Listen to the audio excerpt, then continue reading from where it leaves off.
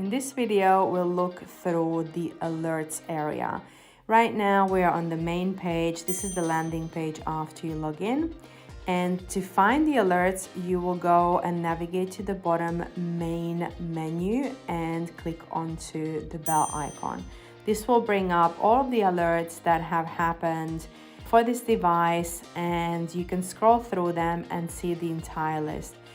In case you wanted to look into one or more, you just select, for example, this welfare check.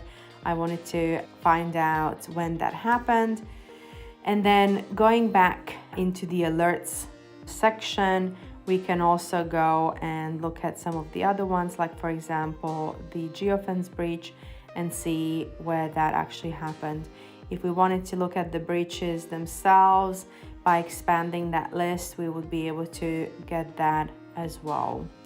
When we go back into the alerts, you can also filter these and decide whether you want to see all of them. So you literally select them all, or you just want to see some select ones. For example, I'd like to be able to see the geofence breach, and this icon is for that one. If you deselect that and you have a look at the SOS, that is going to be the only list that you will see. It really depends on what are you interested in, or you could just simply leave this empty and you will be able to see all of the alerts, the recent alerts in the past 2 days.